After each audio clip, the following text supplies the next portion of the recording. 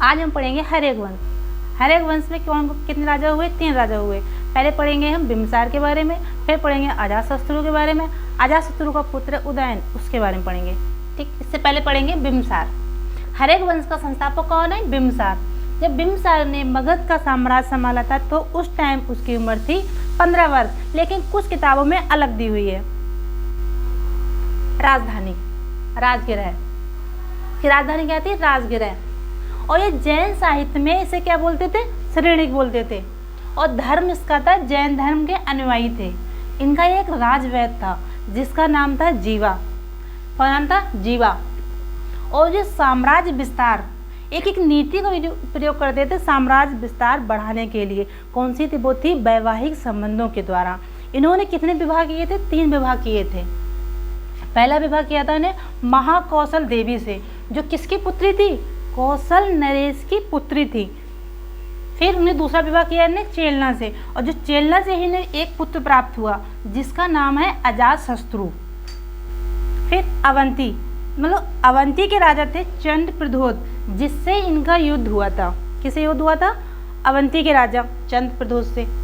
जब इनका युद्ध हुआ ठीक उसी समय राजा चंद्रप्रद्योत को एक रोग हो गया था। कौन सा हो गया था? पीलिया रोग।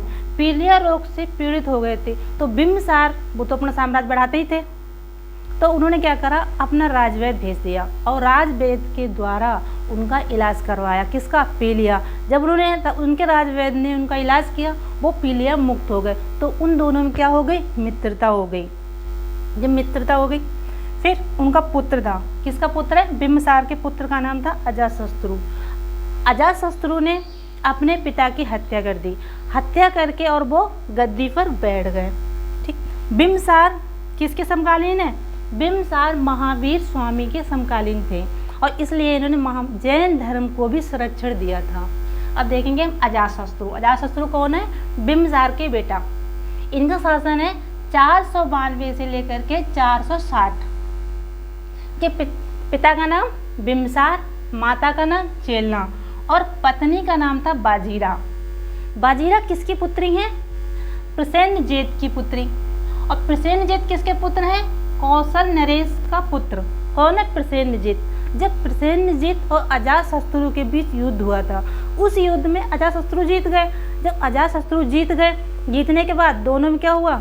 समझौता हो गया। समझौते में क्या हुआ? जो प्रसेनजीत थे, इनकी पुत्री कौन थी? बाजीरा। तो प्रसेनजीत ने अपनी पुत्री बाजीरा का विवाह किससे कर दिया? अजातशत्रु से। जब विवाह कर दिया, वो युद्ध किस में बदल गया? वैवाहिक संबंधों में। अजातशत्रु उपनाम क्या है? कुणिक। इसे क्या बोलते हैं? कुणिक बोलते हैं। और इन्होंने भी धर्म में किसे अपनाया था? जैन धर्म व बौद्ध धर्म दोनों के ये पोषक थे, पोषक माने जाते हैं। और ये अजातशत्रु का एक था गुप्तचर। गुप्तचर के सहयोग से वैशाली को उन्होंने जीत लिया था। कैसे जीता? अपना गुप्तचर था वर्षकार।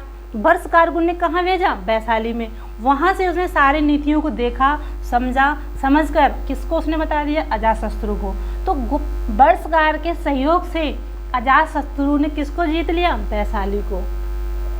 और गुप्तचर के कहने पर ही इन्होंने क्या किया था? 2 शस्त्र बनवाए थे। कौन सा था? रथमूषक और शिलाकंठक। ये दोनों क्या थे? शस्त्र थे। किनके पास? अजातशत्रु के पास।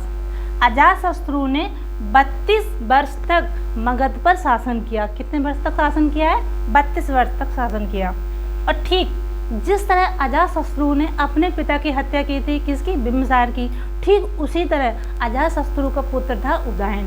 उदयन ने भी अपने पिता की हत्या कर दी। किसकी हत्या कर दी? अजातशत्रु की। और वो उनकी हत्या करके कहाँ? गद्दी पर बैठ गए। अब देखते हैं उदयन। उदयन किसका पुत्र है? अजातशत्रु का। इसका शासनकाल 460 से लेकर के 444 ईसा पूर्व तक था। पाटलिपुत्र। उदयन ने क्या किया? पाटलिपुत्र को बसाया था। पाटलिपुत्र बसाया था गंगा और सोन नदी के संगम पर पाटलिपुत्र बसाया था। और पाटलिपुत्र को ही उसने अपनी राजधानी बनाया था। और पहले राजधानी हर्यक वंश की कहाँ थी? राजगिर है। और इनका पुत्र, किसका पुत्र? उदयन का पुत्र कौन है? नागदशक। नागदशक का एक सेनापति था सुसुनांग। सुसुनांग ने क्या करी? मतलब नाग दशक की हत्या कर दी। और नाग दशक की जब हत्या कर दी तो सुसुनाग ने अपने ही नाम पर सुसुनाग वंश का नाग वंश की स्थापना कर दी। अब अभी हमने किसके बारे में पढ़ा था? हर्यक वंश के बारे में। अब हम नेक्स्ट वीडियो में किसके बारे में पढ़ेंगे? सुसुनाग वंश के बारे में पढ़ेंगे। Thank you.